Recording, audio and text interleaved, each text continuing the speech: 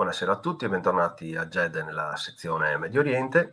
Oggi continueremo il cammino che assieme abbiamo intrapreso qualche settimana fa e lo faremo addentrandoci nelle questioni libanesi nel periodo che va dal secondo dopoguerra, nel periodo in cui ci siamo lasciati nella prima puntata, e proseguiremo fino all'inizio degli anni 90, in particolare quindi termineremo con la trattazione degli accordi di Taif del 1990 appunto. Prima di iniziare però, sia a nome mio personale che anche a nome di tutto lo staff di GED, ci preme ringraziare tutti coloro che nei giorni e nelle settimane scorse in qualche modo ci hanno fornito utilissime indicazioni per il miglioramento di questo nostro ambiziosissimo progetto. Quindi abbiamo fatto tesoro delle moltissime legittime e soprattutto fortunatamente costruttive critiche. Tutto ciò veramente ci dà motivazione e ci ricarica di energie per continuare con ancora più entusiasmo, se possibile, questa nostra idea, questo nostro piano editoriale. Ritornando al Libano, ci eravamo appunto lasciati nel 1948, al momento della costituzione dello Stato di Israele. Abbiamo fatto una brevissima, per molti versi anche lacunosa, con storia degli eventi, che dalla fine del XIX secolo ci hanno condotto alla proclamazione di Ben Gurion del 1948. A proposito di brevissima e lacunosa cronistoria, ci preme fare una precisazione. Ci teniamo a ribadire che la prima parte di questo lungo e lunghissimo progetto editoriale, di cui tecnicamente non abbiamo ancora fissato una fine e probabilmente neanche la prevediamo, perché sarà una continua ricerca, una continua volontà di approfondire. Appunto questa prima parte non prevede nessuna trattazione, mi ripeto, approfondita e nemmeno vuole dare un'interpretazione dei dati storici, ma svolge semplicemente una funzione di base, una sorta di propedeutica, un minimo indispensabile, per iniziare poi, in una seconda fase, ad analizzare con strumenti più affinati queste intricatissime vicende che si svolgono da decenni e che tuttora ci toccano e continuano a penetrare nella cronaca giornaliera dei nostri giornali, telegiornali e quant'altro. Quindi, precisato questo, partiamo. Allora, per quanto riguarda l'orizzonte libanese, la nascita dello Stato di Israele porta a una conseguenza diretta ed immediata, che è la migrazione di un flusso enorme di palestinesi oltre il confine appunto della nostra terra dei cieli. Il flusso, a seconda delle stime, si inserisce in una quantità tra 110.000 palestinesi e 120.000. Ricordiamo però una cosa molto importante, l'abbiamo detto e ribadito la volta scorsa, all'epoca dei fatti, quindi dopo la proclamazione dello Stato di Israele, la popolazione libanese era bilanciata. A livello confessionale c'era una quasi perfetta parità tra cristiani e musulmani, con una netta prevalenza di maroniti nei primi, quindi di cristiani, e di sciiti nella parte musulmana. Quindi possiamo capire come l'arrivo di più di 100.000 profughi, per la quasi totalità sunnita, possa portare come primo risultato lo spostamento di quello che era l'ago della bilancia. Quindi ci si sposta verso una prevalenza musulmana. La scorsa puntata abbiamo appunto iniziato a descrivere il mosaico multiconfessionale libanese, abbiamo tracciato per sommi capi le caratteristiche dei cristiani maroniti e abbiamo visto anche le differenze tra le due fazioni prevalenti dell'enorme, smisurato e caleidoscopico universo musulmano, ovvero i sunniti e gli sciiti, sunniti e sciiti. Dedicheremo un approfondimento specifico, come abbiamo già detto nella volta scorsa, all'Islam, perché ci tornerà assolutamente necessario e fondamentale e inevitabile comprendere le molteplici facce che caratterizzano il mondo islamico. E per fare alcuni esempi dovremmo trattare l'alauismo, che è la dottrina caratterizzante la famiglia Assad, quindi i regnanti di Siria, il wahhabismo per quanto riguarda l'Arabia Saudita e quindi la famiglia saudita, eccetera, eccetera. Oggi ci preme però per per capire meglio lo scenario libanese, tracciare veramente a volo d'uccello una piccola panoramica sulla terza componente religiosa in Libano, e questi sono i drusi.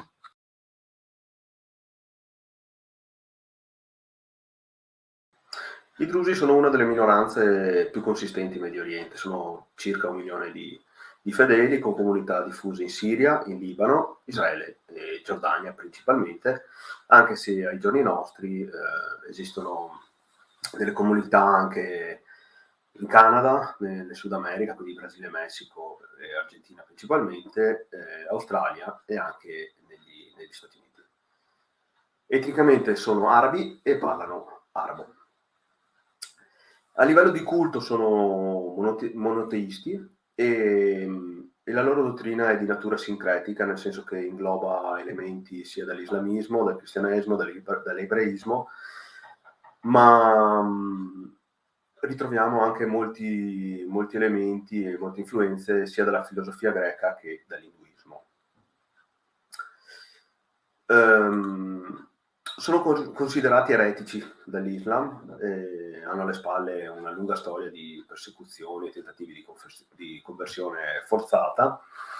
Tra il 21 e il 1921 e il 1936, sotto il mandato francese, abbiamo visto per gli accordi di Sykes-Picot, li abbiamo visto nella scorsa puntata,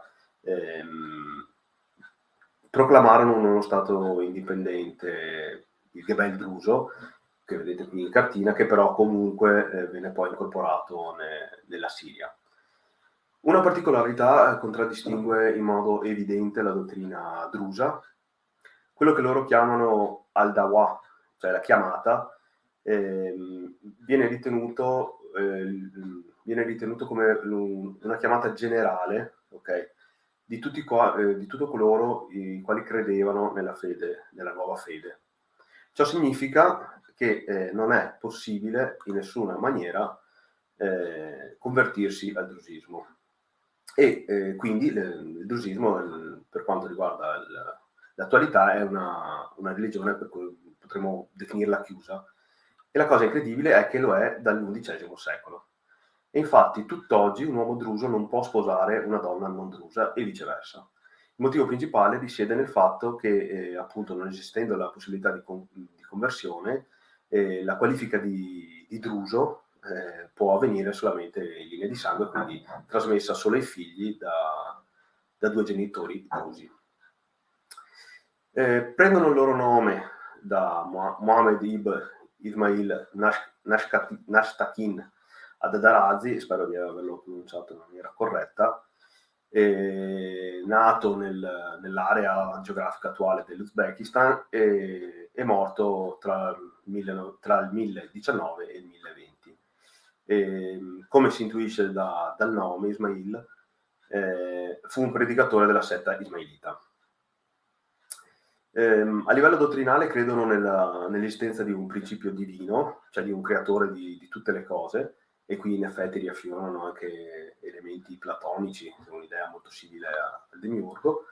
Oltre a riconoscere i 5 pilastri del credo islamico, seguono pure i 7 precetti, quelli che loro definiscono i 7 precetti, che è ciò che appunto caratterizza la loro dottrina.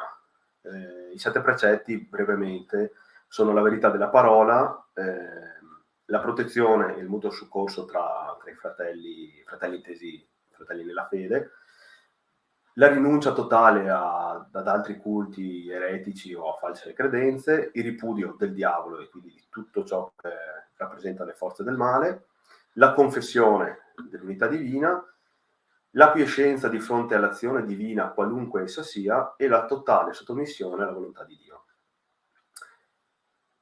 I primi drusi che si stabilirono nella zona del Libano, quindi siamo a cavallo tra il Libano e il nord di Israele, si insediarono intorno all'inizio del XVI secolo, nel momento della conquista dell'impero ottomano della vicina Siria. Il più importante luogo santo è il Pietro di Getro, il tempio di Getro. Getro è il suocero di Mosè, nonché il loro principale profeta di riferimento. Il tempio si trova nella Bassa Galilea ed è destinazione, meta di pellegrinaggio, proprio perché si pensa che il profeta sia sepolto lì. È fermamente insito nel credo dei Drusi il principio di coesistenza di tutte le religioni e di tutte le etnie, e da ciò ne consegue la totale e piena lealtà verso la nazione in cui essi risiedono. Ed infatti troviamo ad esempio Drusi nelle forze armate libanesi, nelle forze armate israeliane, ma anche in quelle siriane. Per quanto riguarda nello specifico lo Stato di Israele, sono considerati la comunità non ebraica più favorita all'interno del paese, forti appunto del mancato riconoscimento della dottrina islamica e della pratica della dissimulazione della fede. In realtà c'è da fare un netto distinguo, perché i drusi delle abitanti delle alture del Golan hanno rifiutato nell'82 la cittadinanza che lo Stato di Israele gli aveva offerto, riconoscendosi come arabofoni e di nazionalità siriana. Questo a differenza invece della maggioranza dei drusi residenti in Israele, che erano già divenuti per iure soli cittadini nel 52. Secondo la narrativa israeliana, ebrei e drusi sarebbero legati da un patto di sangue originato dal supporto che i drusi hanno dato durante la guerra del 48 successiva alla creazione dello Stato di Israele. Per quanto riguarda il Libano, i drusi rappresentano la sesta comunità secondo un criterio prettamente numerico e sono il 6% circa dell'intera popolazione. Dai tempi del patto nazionale del 43 che abbiamo visto nella scorsa puntata, hanno sempre mantenuto comunque un'importante e significativa influenza sia a livello politico ed economico, anche se però rimangono ai margini nei negoziati ad alto livello tra i gruppi confessionali. Ai drusi sono riconosciuti in Libano, nel Parlamento libanese, 8 seggi su 128 disponibili.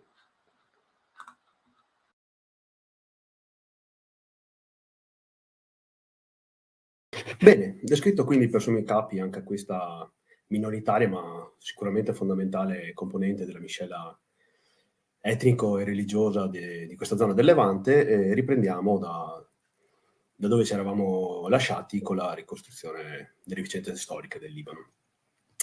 Ci eravamo lasciati dopo la Seconda Guerra Mondiale, quindi con la costituzione dello Stato di Israele nel 1948, e la fase appunto immediatamente successiva a questa Seconda Guerra Mondiale, quindi il secondo dopoguerra, vede il Libano impegnato principalmente sul fronte interno, sulla politica interna, nel tentativo di contrastare le prime evidentissime difficoltà nell'applicazione delle regole non scritte derivanti dal già citato Patto Nazionale del 43. Ricordiamo che il Patto Nazionale era un accordo non scritto, appunto, che prevedeva una divisione delle cariche istituzionali dello Stato in base alla distribuzione confessionale della popolazione libanese, quindi presidente maronita, primo ministro sciita e via dicendo.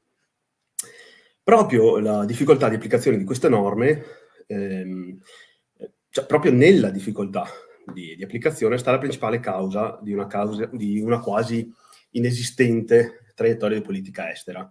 La non coesione tra le varie componenti provoca inevitabilmente l'impossibilità appunto di una elaborazione di un piano politico sul medio e lungo termine.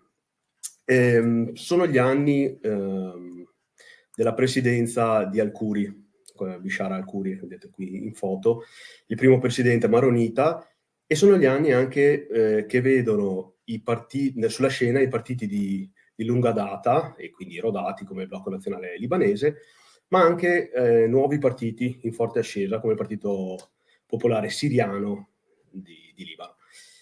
All'epoca il malcontento popolare era alle stelle, innumerevoli erano le proteste di piazza, ma il malumore era palpabile anche a livello apicale nella società, nelle gerarchie delle varie confessioni religiose. Tutto ciò dovuto a cosa? La cronaca dell'epoca narra di una politica dominata da favoritismi, nepotismo, corruzione diffusa, e l'impressione era appunto quella di una politica, in particolare quella di Al-Khoury e del suo governo, più propensa a conservare i centri di potere che a portare veramente il Libano su una traiettoria di ascesa interna e di ascesa internazionale. E in effetti alle parlamentari del 47 l'impressione si rivelò più che fondata. Addirittura, come se non bastasse, alla fine del suo mandato, Al-Khoury promosse e riuscì a far votare una riforma costituzionale al fine di permettere un suo secondo mandato, elezione che poi effettivamente avvenne nel maggio del 49.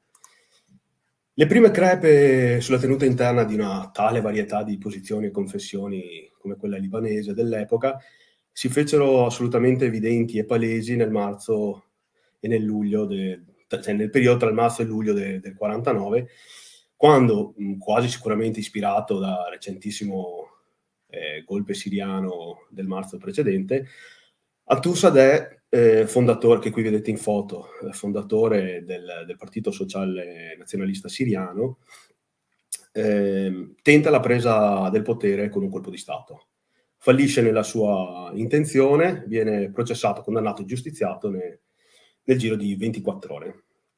Da quel momento in Libano però le cose precipitano. Per vendicare la morte del leader, all'aeroporto di Amman viene ucciso Riyad al-Sol, che qui vedete, leader della fazione musulmana, e fra l'altro uno degli ideatori del patto nazionale e primo ministro all'epoca della presidenza Al-Khoury.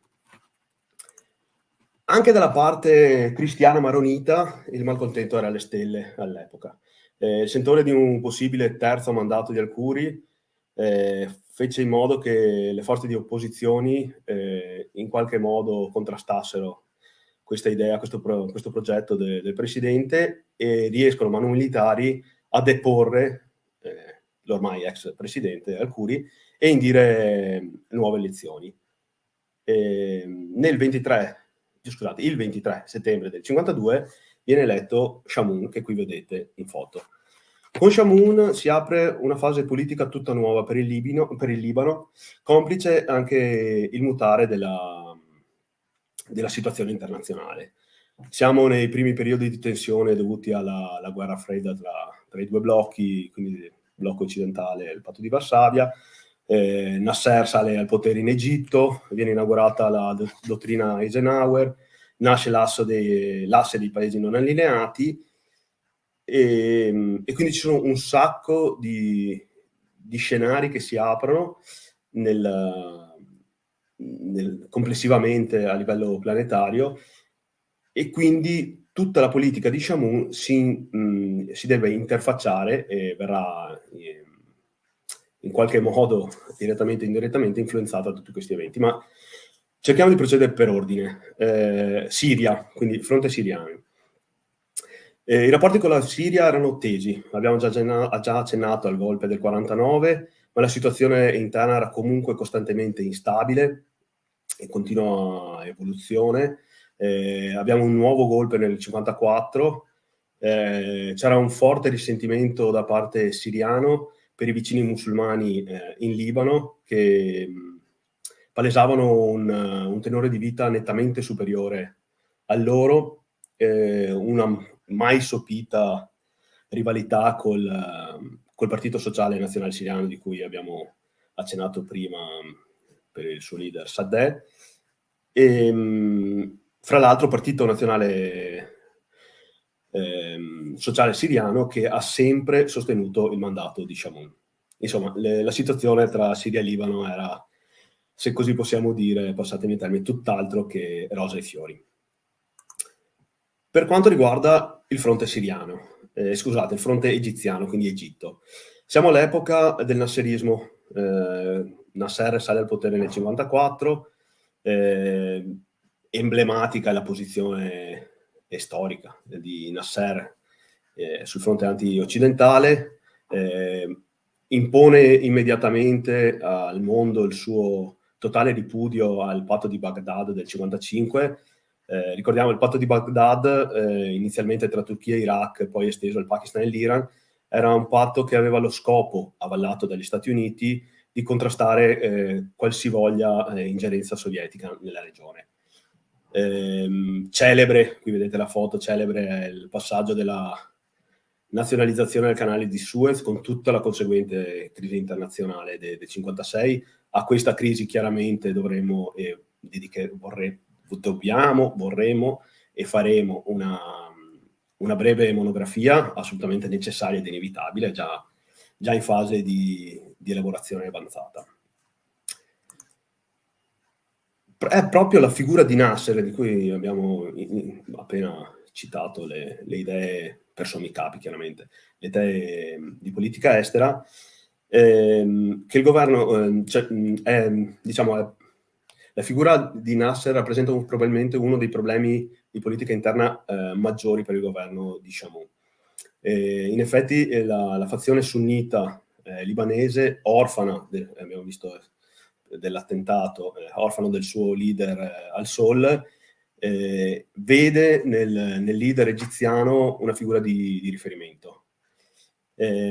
Oltretutto fu proprio su pressione di Nasser che Chamoun evitò di far entrare il Libano nel patto di Baghdad. Nasser fece addirittura pressione nel tentativo di far espellere gli ambasciatori inglesi e francesi dal Libano, ma su questo Beirut in qualche modo riuscì a resistere e non avallare le ingerenze di Nasser. Quindi questo per quanto riguarda il fronte egiziano. Sul fronte Stati Uniti, abbiamo accennato alla dottrina Eisenhower, fu di fatto avvallata da Chamoun, sicuro dell'appoggio politico americano nelle imminenti elezioni. Di cosa si tratta quando parliamo di dottrina Eisenhower?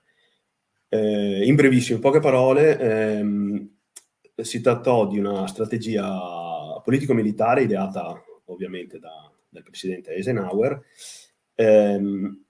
in base alla quale tutti gli stati aderenti, a tutti gli stati aderenti sarebbe stato garantito da parte degli Stati Uniti l'appoggio militare in caso di pericolo comunista, anche solamente percepito.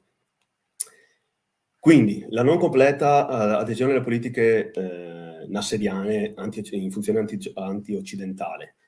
Il problema della complicata da gestire all'interno sul fronte interno adesione alla dottrina Eisenhower, tutto ciò fece salire alle stelle il malcontento dei gruppi libanesi musulmani. Nel marzo del 57 viene costituito il Fronte Unito Nazionale per contrastare il governo Chamoun. Si crearono quindi all'interno del Libano due nette fazioni, due distinte correnti, una prettamente cristiano-maronita, se così vogliamo dire occidentale e filo Stati Uniti, e una musulmana quasi interamente sunnita, anti-occidentale, in cerca addirittura di sostegno sia egiziano che siriano, questo contravvenendo di fatto agli accordi previsti dal patto nazionale. Situazione tesa che vide nel patriarca Meucci un tentativo di raffreddare gli animi senza successo. Non riuscì il tentativo di mediazione e in effetti la situazione precipitò rapidamente. Nel maggio del 58 nelle principali città del Libano scoppiò il caos e la parte occidentale di Beirut fu occupata totalmente da truppe musulmane. Venne creato, vediamo se riesco a farvi vedere bene, eccola qui. Venne creato l'UNOGIL, un gruppo di osservazione in Libano inviato direttamente dalle Nazioni Unite allo scopo di mediare con la coordinazione, con le attività di coordinamento del druso Kamal Jumblat.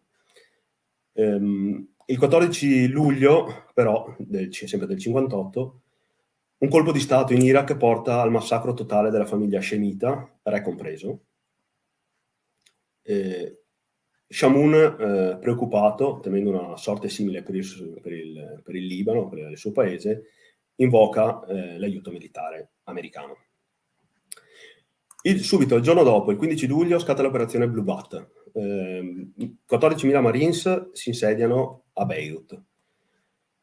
Grazie all'intervento della diplomazia degli Stati Uniti si raggiunse un accordo che portò all'insediamento di Cheab nel settembre del 58, ben visto questo anche dei musulmani. Cheab che fu anche già presidente di interim nei giorni vacanti nel passaggio che abbiamo visto a inizio puntata dal mandato presidenziale di Al-Khoury a quello di Shamoun. Gli anni successivi a questa pacificazione statunitense furono anni prosperi di crescita economica con una buona stabilità politica e anche nei limiti una buona e ritrovata convivenza sociale. In particolar modo le banche libanesi, in special modo quelle di Beirut, furono crocevia del traffico di denaro derivante dalla vendita di petroli, ed è di questo periodo di prosperità che nasce il soprannome del Libano come Svizzera del Medio Oriente. Fu proprio, e qui vediamo una prima pagina di un quotidiano dell'epoca, fu proprio il crack, il collasso della banca principale, la Banca Intra del 66, che gettò i primi semi di ciò che poi sfocerà nella guerra civile libanese del 75. Prima però, chiaramente, di arrivare nel 75, dobbiamo ricostruire alcuni eventi determinanti nella politica internazionale per lo scoppio della guerra civile. Parliamo dell'OLP. Nasce nel 64, l'Organizzazione per la Liberazione della Palestina, conosciuta immagino da tutti. Anche qui parleremo assolutamente approfonditamente in una puntata dedicata. Al momento è necessario ricordare, che teniamo a mente, che nasce su idea della Lega Araba. Anche sulla Lega Araba approfondiremo più avanti. Sì, diciamo che per capire bene le basi su cui nasce l'OLP mi sono segnato alcune dichiarazioni di proclamazione che fanno nel documento iniziale proprio alla nascita nel 64. Cosa viene affermato? Si afferma il diritto del popolo arabo-palestinese alla sua sacra patria della Palestina. L'affermazione dell'inevitabilità della battaglia per liberare le sue parti usurpate, ricordiamo che all'epoca siamo prima della guerra dei 6 giorni, quindi Gaza e Cisgiordania non erano ancora state occupate da Israele. Viene affermata la determinazione di generare una effettiva entità rivoluzionaria e la volontà di mobilitare tutte le capacità, le potenzialità, oltre che le forze materiali, militari e spirituali per raggiungere il loro obiettivo. Abbiamo parlato della guerra dei 6 giorni, eccoci qui, nel 1967 scoppia la guerra dei 6 giorni. Il 5 giugno del 67, di prima mattina, non vorrei sbagliarmi, ma mi sembra qualche minuto prima delle 8,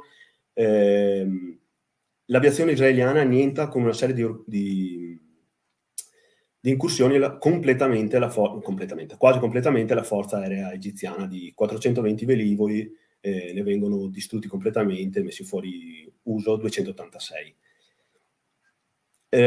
Si tratta dell'operazione Focus, è l'inizio della guerra dei 6 giorni. Nel corso delle successive 130 ore, le forze armate israeliane rimodellano in maniera totalmente nuova e inaspettata quello che è lo scenario geopolitico del Medio Oriente. Israele passa da un'iniziale superficie territoriale di 21.000 km a 120.000 km. Conquista le alture del Golan a discapito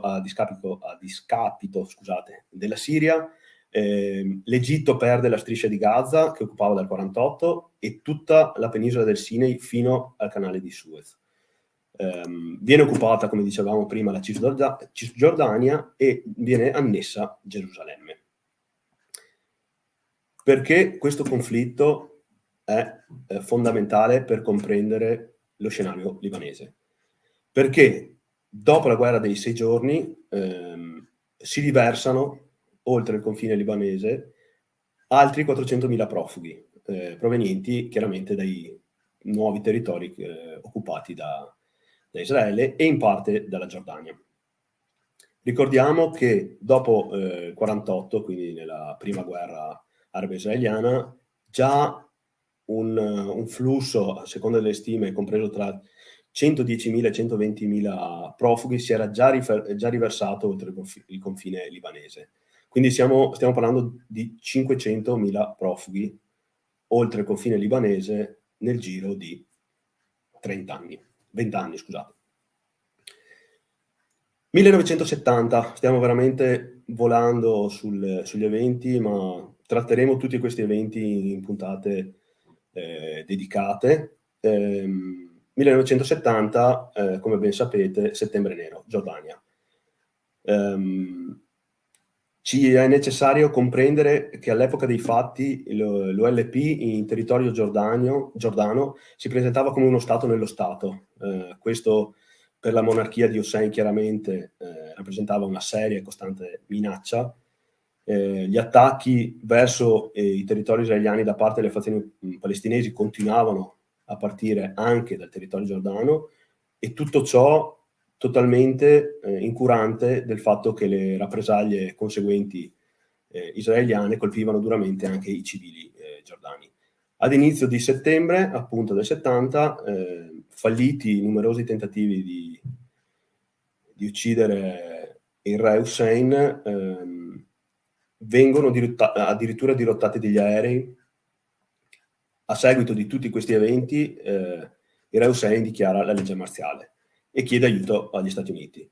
Gli scontri proseguiranno anche con il supporto siriano, anche in parte con il supporto siriano alle milizie palestinesi, e si conclude nel luglio dell'anno seguente, nel 1971, con la presa da parte dell'esercito giordano delle ultime roccaforti dell'OLP e l'espulsione di tutti i palestinesi nel vicino Libano.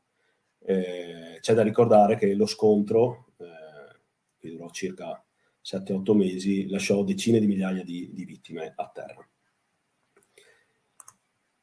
La conseguenza di questi due eventi, quindi guerra dei 6 giorni e Settembre Nero, qui abbiamo solo chiaramente accennato ai due eventi, ma è importante comprendere, come abbiamo già detto, che hanno una conseguenza diretta sul Libano.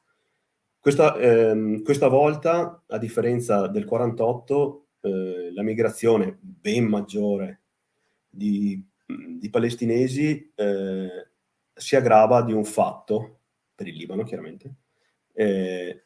I palestinesi ora sono armati.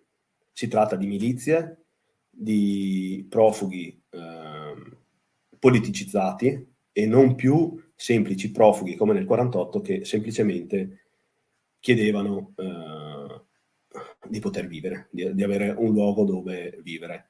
E questo lo dico veramente senza nessun giudizio, è solamente un dato storico da tener conto. Si formano dei campi profughi che diventano in breve tempo delle vere e proprie enclave in territorio libanese. Ad acuire la situazione allo stato dei campi profughi ci furono gli accordi del Cairo del 69, che di fatto annullavano la giurisdizione libanese, consentendo così all'OLP di creare una sorta di mini-stato e formando parallelamente anche una sorta di testa di ponte per gli attacchi verso Israele dal sud del Libano. La fazione cristiana evidentemente vede le concessioni verso i palestinesi come assolutamente eccessive. Tra le frange più estremiste di questa visione emerse il partito Kataib, a cui capo era Per Gemayel, che qui vedete in foto. La famiglia Gemayel, la stirpe Gemayel, tornerà più volte nella ricostruzione della storia del Libano, con il figlio e anche con il nipote. Il partito, conosciuto come partito della Falange, fu il primo in Libano ad organizzarsi anche con delle forze paramilitari. All'epoca il conflitto tra Israele e Palestina si era spostato dentro ai confini libanesi.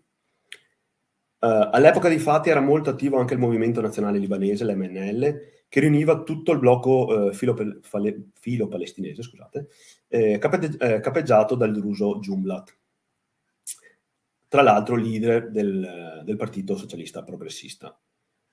All'interno del blocco figurava anche il movimento Amal, molto importante, ne parleremo in maniera approfondita quando parleremo della genesi e dello sviluppo di Hezbollah, perché è proprio dal movimento Amal, da una costa del movimento Amal, che nascerà Hezbollah,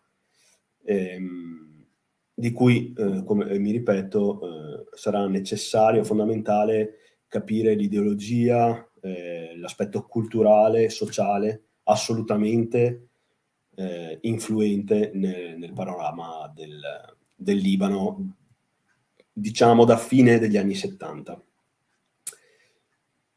Esisteva inoltre un fronte libanese, formatosi un po' più tardi nel 76, in cui convergevano tutti quei partiti che si opponevano alla coalizione filo-palestinese.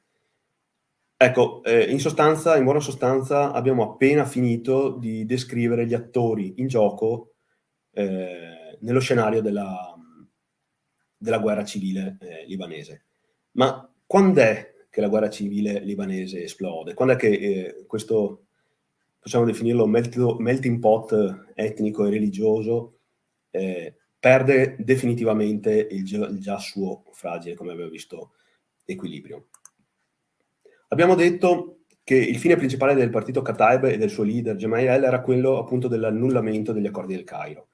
E lo stesso Gemayel accusava parallelamente, ma sempre direttamente, l'allora presidente Franché, che qui vedete con il presidente siriano Assad, di essere addirittura in accordo, in combutta con Arafat.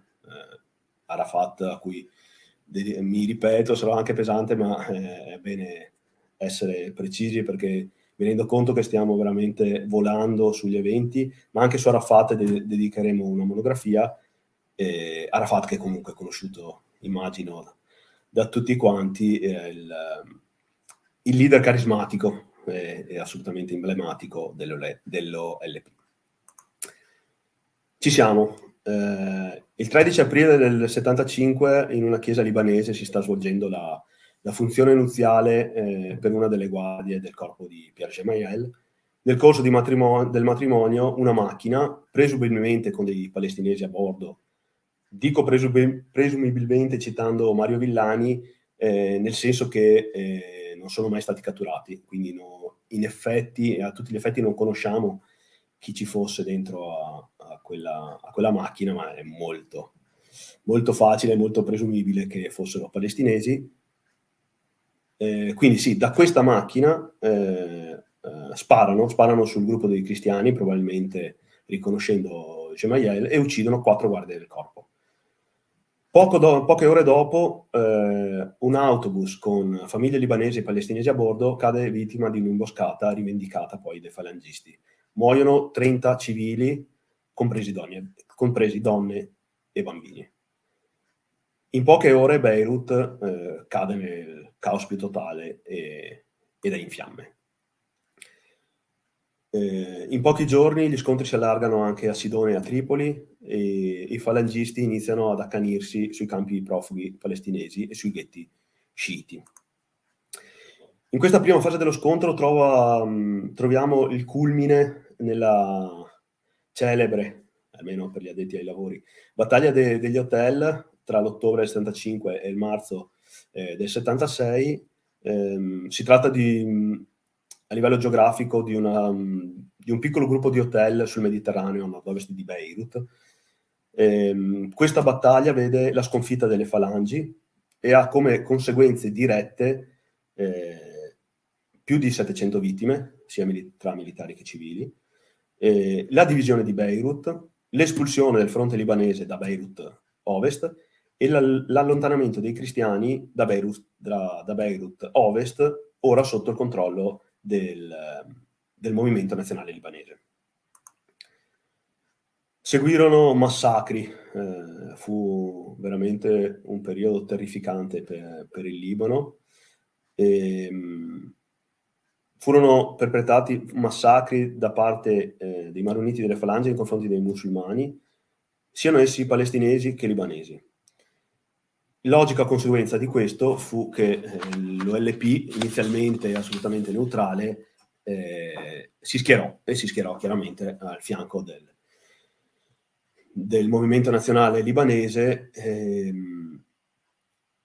e si ebbe a Beirut in particolare una migrazione della popolazione in base al gruppo etnico-religioso nelle aree, quindi ci fu una totale ridistribuzione della popolazione nelle aree chiaramente sotto l'influenza della propria fazione. Nell'ottobre del 76 la Siria manda i suoi uomini, sotto specifica richiesta del presidente Frangé, formalmente per pacificare, ma palesemente sotto copertura araba, e vengono accolti trionfalmente dalle fazioni antipalestinesi.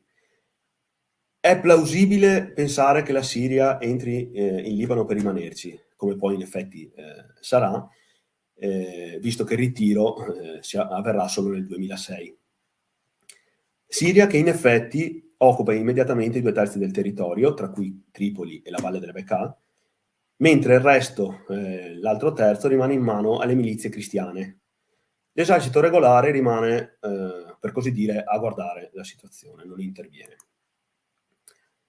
Al comando delle appena citate milizie cristiane si mette Bashir Gemayel, figlio di Pierre. Ecco, è una particolarità del sistema libanese, derivante probabilmente da dinamiche medievali, ma Bashir non è l'unico figlio di, okay? Non è un caso isolato nello scenario libanese. Troveremo infatti in quegli anni pure Dani Shamu, figlio dello Shamu che abbiamo già visto, e anche Walid Jumblat, figlio dello Jumblat che abbiamo visto. E qui in effetti vediamo una foto che ritrae padre e figlio assieme i Gemayel. Numerosi furono i tentativi da parte di Assad, quindi della Siria, di permettere una tregua, di arrivare a una tregua. Ma gli scontri con l'LP non fecero altro che aumentare. Il conflitto terminò ufficialmente il 16 ottobre, quando la Lega Araba riuscì a Riyadh a convocare Libano, Siria, Egitto, Kuwait, Arabia Saudita ed OLP.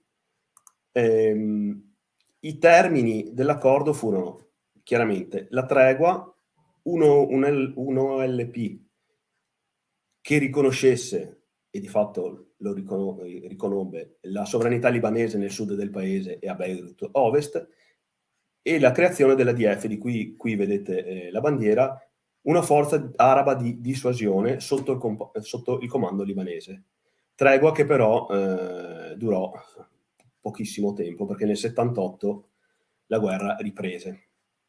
L'OLP continuava a lanciare attacchi verso Israele nel sud del Libano, e la Green Line, che qui vedete in foto di Beirut, definiva il controllo palestinese su Beirut Ovest.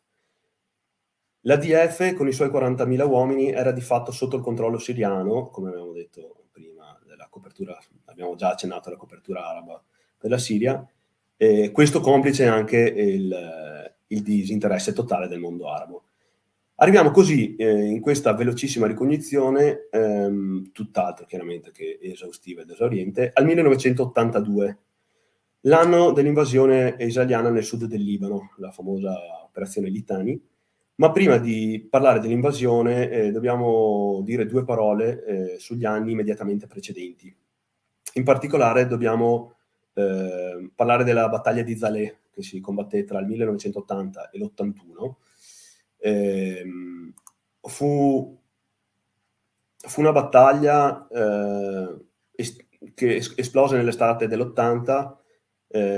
I siriani avevano bloccato le vie di accesso a Zaleh, Gemayel, a capo delle milizie cristiano-maronite, però preventivamente si era reso conto del piano siriano e aveva mandato truppe falangiste all'interno della città. Gli scontri scoppiarono nel dicembre, anche se effettivamente poi la guerra entrò nel vivo nella primavera successiva. Assad ordina di occupare e presidiare tutte le arture della cittadina in funzione anti-israeliana. Gemayel ripiega, visto che la superiorità siriana era netta, logorando però in questo modo la popolazione ormai allo stremo, di fatto sotto assedio da parte dell'esercito siriano, e quindi senza più acqua né cibo. A quel punto Gemayel si rende conto di avere un'arma.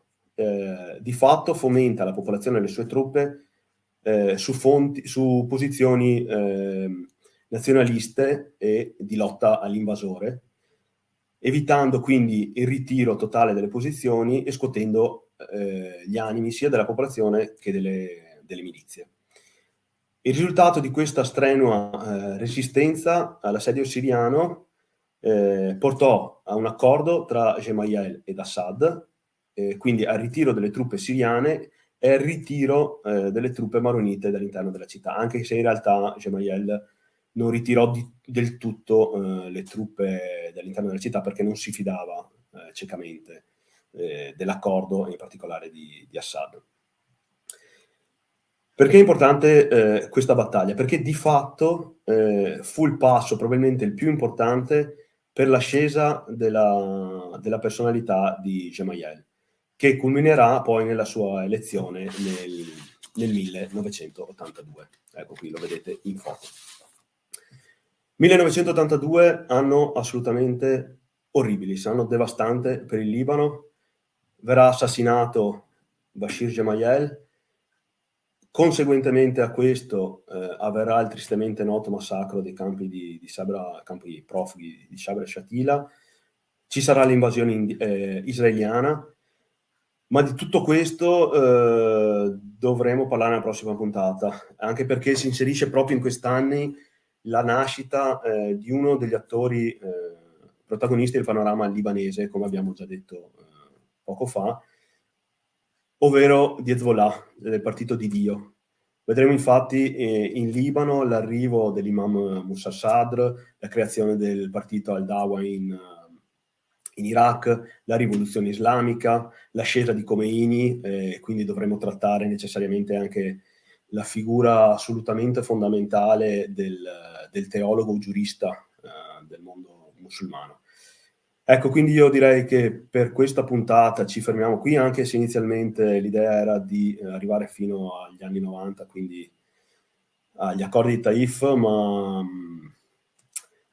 andiamo troppo lunghi, quindi cerchiamo di rendere un po' più agile la narrazione. Tratteremo nella prossima puntata appunto gli anni dall'82 al 90.